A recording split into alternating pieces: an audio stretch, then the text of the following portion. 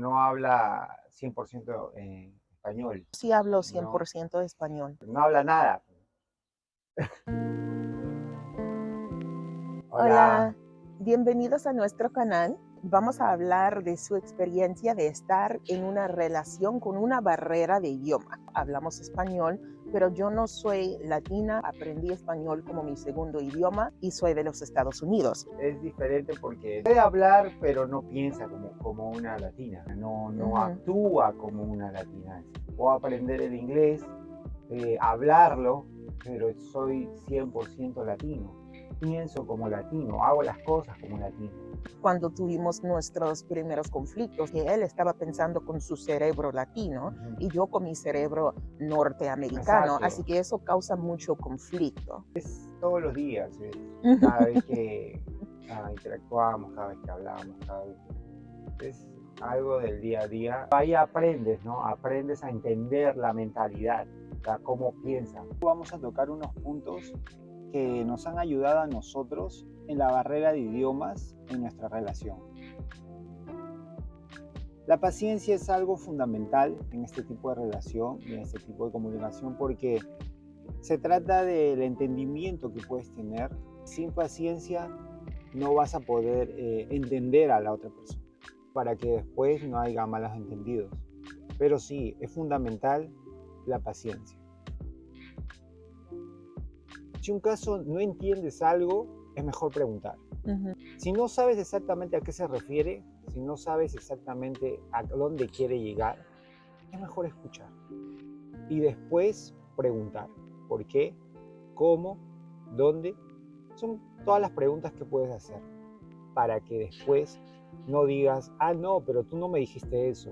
Ah, no, yo pensé otra cosa. Aprender a escuchar para que no haya malos entendidos.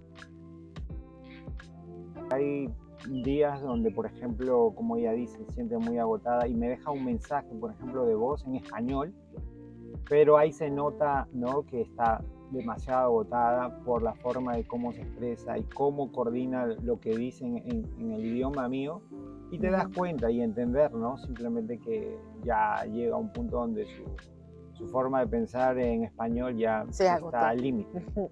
Es lo mismo para mí, por ejemplo, a veces ahí donde yo comienzo a tratar de coordinarme, yo todo lo que hablo, todo lo que pienso, todo, decírselo todo en inglés, pero igual, o sea, ahí donde yo me doy el trabajo y la entiendo más a ella, ¿no? Porque es, digamos, un poco más de trabajo.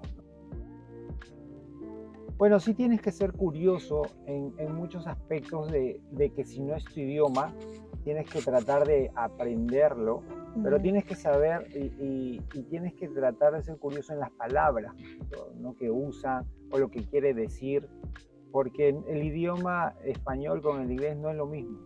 Definitivamente no es lo mismo, porque para el Ujú. español, pues para una sola palabra hay como 10 o 15 o 20 formas de decirlo. A cambio para el inglés no.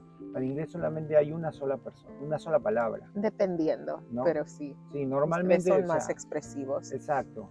Entonces, por eso tienes que ser curioso y saber y aprender lo que quiere decir. Yo creo que cuando tienes o experimentas este tipo de relaciones, ¿no?, tienes que tener todos estos puntos en cuenta, muy importante, y también tienes que ser flexible con muchas cosas, ¿no? Flexible y ser honesto. Tiene que ver el amor que tienes a tu pareja, el amor que está viendo entre ustedes y bueno, eso va a hacer que capaz puedas manejar un poco mejor tu relación. Quise que Alex hablara más de esos consejos porque él está experimentando una relación con barrera de idiomas por primera vez. Por nuestras diferencias en todos los aspectos, nuestra relación es mucho más difícil en comparación a cualquier otro tipo de relación que ha tenido.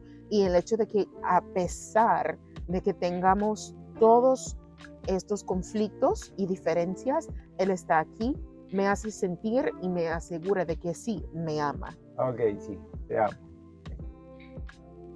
Ay, ay. Dime que me amas. Veo con sus comentarios. Y bueno, nada, nos vemos hasta el próximo video. Y como siempre nosotros nos despedimos. diciendo que con Dios Nada es imposible. Hasta el próximo video. Bye.